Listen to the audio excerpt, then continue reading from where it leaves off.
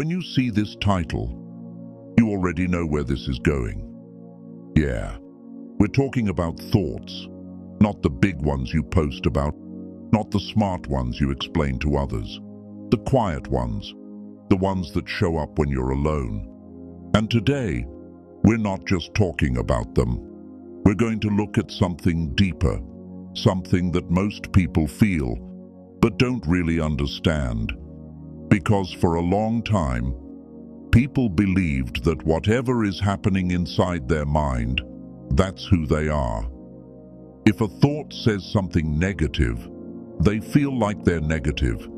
If a thought is confident, they feel like they're strong. It feels personal. It feels real. But here's where things start to shift. A long time ago, a man named Carl Jung started paying attention to something very strange. Not in a complicated way, not in a scientific lab, just by observing the human mind, carefully. And what he noticed was simple, but unsettling. There's a part of you that thinks, and there's a part of you that watches those thoughts. Two different things, and most people never separate them. They stay so close to their thoughts that they don't even realize they're observing them. Think about it for a second. You're sitting somewhere. A thought appears. Maybe about something you regret. Maybe about something you're worried about. You didn't call it. You didn't prepare it. It just shows up. Now pause there. If you didn't choose that thought, why does it feel like you? That question alone is where everything begins to change. Because if you follow it honestly, you start to notice something. Thoughts don't ask for permission. They don't wait for you. They come in on their own. Sometimes they're helpful. Sometimes they're not. But they don't check with you first. And still, you react to them like they belong to you. That's the part Jung kept pointing at. Not directly. Not in simple words like this, but through everything he studied, everything he wrote. He kept circling around one idea. The mind is not a single voice. It's layered. There are parts of you that you are aware of, and parts that you are not. And those hidden parts, they don't stay silent. They speak, not out loud, but through thoughts, through reactions, through emotions that don't make sense. Jung called one of these parts the shadow. Not something evil, not something dramatic, just the part of you don't fully see, the part you push away, ignore, avoid, but it doesn't disappear. It finds other ways to show up. And one of the easiest ways, through your thoughts, a random judgment about someone, a sudden insecurity, a feeling you can't explain. It feels like it came from nowhere, but it didn't. It came from a part of you you're not looking at. And because you don't recognize it, you assume it's just you. That's how people get trapped, not by their thoughts, but by believing every thought is theirs. Now here's where it gets more interesting. If there are different parts inside you, and they all produce thoughts, then the voice in your head is not one voice. It's many. Some are learned, from your past, from people around you, from things you experienced. Some are protective, trying to keep you safe, even if they're limiting you. And some come from parts of you you haven't fully faced yet. But all of them sound like you. That's why it's confusing. Because no matter where the thought comes from, it uses your voice. And when everything sounds like you stop questioning it. You just follow. This is why people struggle to control their mind. They try to stop thinking. They try to force positive thoughts. They try to silence everything. But that's not how it works. Because the problem was never thinking. It was identification. It was the belief that every thought deserves to be taken seriously, that every thought represents truth, that every thought is me. Jung didn't try to silence the mind. He tried to understand it. He looked at it like a system, not a single thing. And when you start to see it like that, something shifts. You don't feel attacked by your thoughts anymore. You start to get curious. Where did that come from? Why did that show up now? Instead of, I am this. That small change creates distance. And that distance is everything. Because the moment you create distance from a thought, you're no longer inside it. You're looking at it. And when you're looking at something, you have a choice to follow it or not. Most people never reach that point.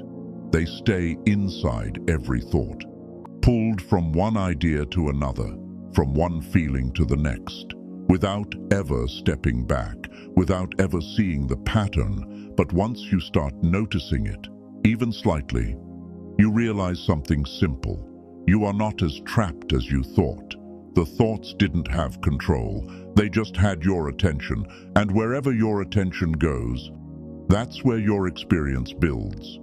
That's why the same kinds of thoughts repeat, not because they're true, but because they're familiar. And the mind loves what's familiar, even if it hurts you, even if it limits you, because familiar feels safe. Jung understood that deeply, that people don't just think randomly, they think in patterns, and those patterns come from deeper layers that most people never explore, but they still feel the effect of them every day. So when a thought shows up next time, instead of reacting immediately, just notice it. Not to fix it, not to fight it. Just notice. Because that small act is the beginning of something bigger. Not control, awareness. And awareness is where real change starts. So now, you're starting to see it a little differently. Not everything that shows up in your mind feels as solid as before. There's a slight gap, maybe small, but enough to notice. A thought comes in, and instead of immediately reacting, you catch it. Not fully, but just enough to pause. That pause is important, because before that, everything was automatic. Thought to reaction. No space in between. Now, there's something in between. Awareness. And once that shows up, things don't move the same way anymore. This is where Jung went deeper. He didn't just say, observe your thoughts. He wanted to understand what creates them. Because if thoughts are not random, then something is generating them, something beneath the surface. He called it the unconscious, not as a mystery, but as a real part of the mind. A part that stores everything you've experienced, things you remember and things you don't, moments you moved past, but never fully understood, feelings you pushed down because they were too uncomfortable. All of that doesn't disappear, it stays. And over time, it starts to shape the way you think, without you noticing. That's why sometimes a thought shows up, and it feels stronger than it should, like it carries more weight, more emotion, even if the situation is small. That's not just the present moment, that's something older coming through it. Jung believed that until you become aware of these deeper parts, they will continue to influence your life. Not in obvious ways, in subtle ones, in patterns, in repeated reactions, in the same thoughts showing up again and again. And most people never question those patterns. They just assume This is how I am. But it's not. It's just what has been repeated long enough to feel like identity. Think about something simple. Have you ever had the same kind of thought come back again and again? Different situation, same feeling, different people, same reaction. That's not random, that's a pattern. And patterns don't come from nowhere. They come from somewhere deeper, something you've experienced, something you've learned, something you've never fully looked at. And instead of facing it directly, it comes out as thought. Again and again. This is where most people go wrong. They try to change the thought, they replace it, they fight it, they distract themselves from it, but they don't look at what's behind it. So the thought comes back, maybe with different words, but the same feeling, because the source is still there. Jung didn't try to remove thoughts, he tried to understand the source, to bring what's hidden into awareness, not to fix it immediately, but to see it clearly. Because once something is seen clearly, it loses its unconscious control. This is what he meant when he said, "Until you make the unconscious conscious, it will direct your life, and you will call it fate." At first, that sounds heavy. But when you really sit with it, it makes sense. Because how many times have you reacted in a way you didn't fully understand? Said something, and later wondered why? Felt something strong, without a clear reason? That's not random. That's something deeper, moving through you. And if you never look at it, it keeps repeating. Not because it wants to hurt you, but because it hasn't been understood yet. Now here's where everything connects. If your thoughts are coming from different layers, and some of those layers are unconscious, then trying to control your thoughts directly will never fully work. Because you're trying to control the surface, while the source is underneath. It's like trying to calm the waves without looking at the ocean. You might manage it for a moment, but it won't last. So the question changes. Not, how do I stop thinking this? But, where is this coming from? That question opens something. It shifts you from reacting to understanding. And understanding is where change actually happens. Now, there's another layer Jung talked about. Something even deeper. He believed that beyond your personal experiences, there are patterns shared by all humans, ways of thinking, feeling, reacting, that are not just yours. He called them archetypes, not something mystical, just recurring patterns, the same kinds of fears, the same kinds of desires, the same kinds of struggles, seen across different people, different cultures, different times. And sometimes, your thoughts are not even personal. They're part of something bigger, a pattern that has existed long before you. That's why certain thoughts feel so familiar, even when you don't know where they came from. When you see this clearly, something relaxes.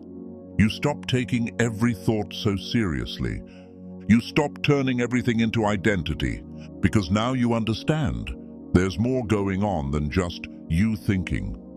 And slowly, without forcing anything, you begin to step back, not completely, not perfectly, but enough to not get pulled into every thought.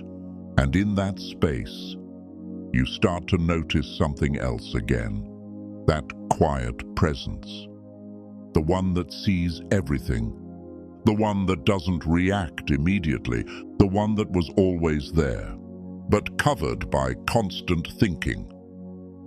Jung didn't try to eliminate the mind. He tried to bring awareness to it, to create a relationship with it, not control, not suppression, understanding. Because once you understand how something works, it stops controlling you in the same way. So at the end of all this, you're not left with a technique. You're left with something simpler, a different way of seeing. Thoughts still come, that doesn't change. But now, they don't define you the same way. They don't pull you the same way. Because you've seen something clearly, not just heard it, seen it. And once you see it, you can't fully go back. You are not your thoughts. You are the one who sees them. And that changes everything. This is where we end for now. But this isn't the end of the work, because what you've started to see here, it goes deeper. In the next video, I'm taking it further. My next video, The Mind is Not Your Friend, inspired by Sigmund Freud. This one isn't easy to make, and honestly, it's not easy to hear either. But it matters. So if this opened something in you, if even a small part of this made you pause and see differently, stay with me. Hit subscribe, drop your thoughts in the comments, because we're not just watching content here. We're starting to understand something real.